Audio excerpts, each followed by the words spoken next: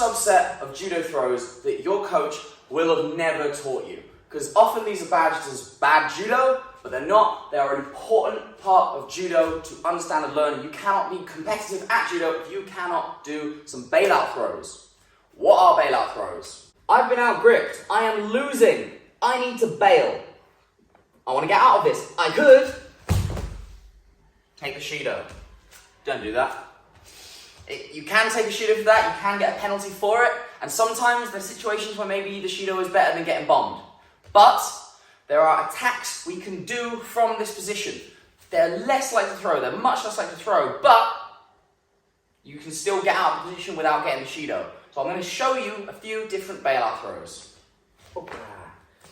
Easiest one for a lot of people is Tani Otoshi. I'm going to step my left leg, the leg that's closest to the side on that she's attacking with. It's going to go behind her legs. Now obviously, sometimes they are going to be able to defend it, but we're still going to get on out of the situation without the throw happening. So I'll demonstrate what happens if Kirsten knows that's coming, because she's winning the grip, she's winning that battle, she knows I'm scared. She probably feels the Tani Otoshi coming, she's going to defend it, but I'm still going to get myself out of that horrible position.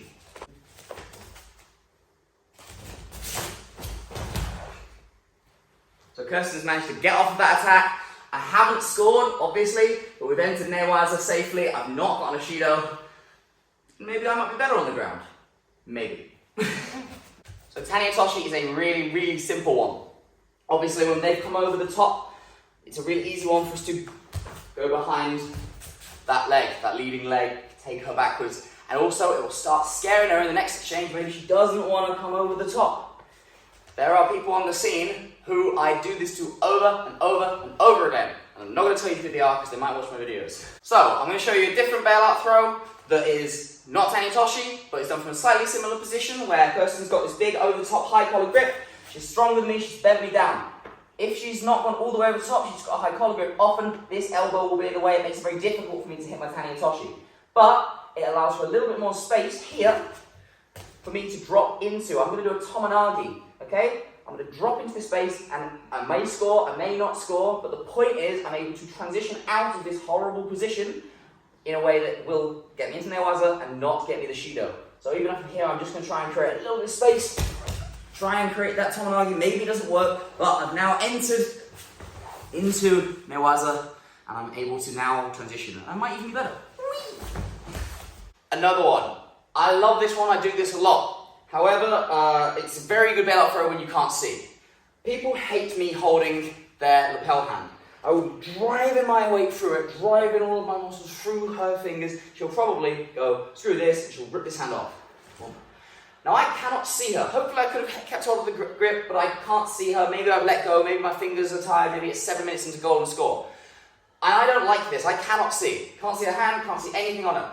But I can still do Ippon Seoi. I love a lapel Seoi. I've shown videos on this before, and I've done this in competition before.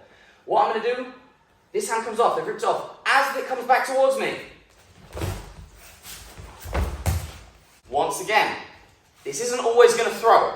Maybe I've managed to pop the hand off, and I'm like, oh god, no.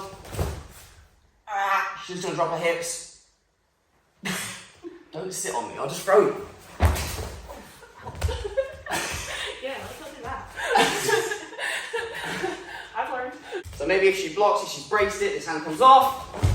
She's braced backwards. I've tried driving, whatever, but I haven't gotten the Shido yet. She's able to push me to the ground. I don't care, I've still not got the Shido. Run away! I'm sure that some of you are going to say, why are you teaching bad judo? Why are you teaching people to become flop and droppers just to throw themselves on the floor? Yeah, in Randori, in the dojo, it's not the greatest piece of judo to be doing because it does kind of waste people's time, but I am greatly of the opinion that this is a very important concept for you in competition.